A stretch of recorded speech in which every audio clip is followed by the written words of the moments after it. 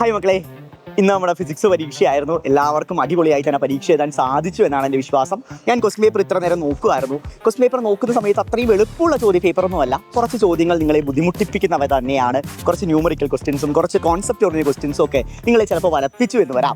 എങ്കിലും 100% ഷുവർ ക്വസ്റ്റ്യൻസും സൂപ്പർ 16 കണ്ടൊരു കുട്ടിക്ക് വളരെ സിമ്പിളായിട്ട് 80% മുകളിൽ മാർക്ക് അടിച്ചെടുക്കാൻ സാധിക്കുന്ന ചോദ്യ പേപ്പർ ആയിരുന്നു. സോ നിങ്ങളിട്ട് എഫേർട്ടിൻ്റെ റിസൾട്ട് നിങ്ങൾക്ക് കിട്ടിയെന്നാണ് എൻ്റെ വിശ്വാസം. കാരണം കഴിഞ്ഞ 2 ദിവസമായിട്ട് രാവും പകലും ഇല്ലാതെ ക്ലാസ് കണ്ടവരാണ് നിങ്ങൾ ഓരോരുത്തരും. സോ അതിനുള്ള റിസൾട്ട് ഇന്ന് നിങ്ങൾക്ക് ഗംഭീരമായി തന്നെ എഴുതാൻ സാധിച്ചു എന്നാണ് ഞാൻ എക്സ്പെക്ട് ചെയ്യുന്നത്. സോ എല്ലാവരും താഴെ ഇന്നത്തെ പരീക്ഷ എങ്ങനെ ഉണ്ടായിരുന്നു എന്ന് ആത്മാർത്ഥമായ കമൻറ്റ് എല്ലാവരും അറിയിക്കുക. പല കുട്ടികളും ഇൻസ്റ്റാഗ്രാമിൽ എക്സാം തൂക്കി എന്നൊക്കെ പറയുന്നുണ്ട്. സോ നിങ്ങളുടെ ഫീഡ്ബാക്ക് എന്താണ് എന്ന കാര്യം ഉറപ്പായും താഴെ കമൻറ്റ് ചെയ്യുക. മറ്റൊരു കാര്യം കൂടി നിങ്ങളുമായിട്ട് ഷെയർ ചെയ്യാനുണ്ട്.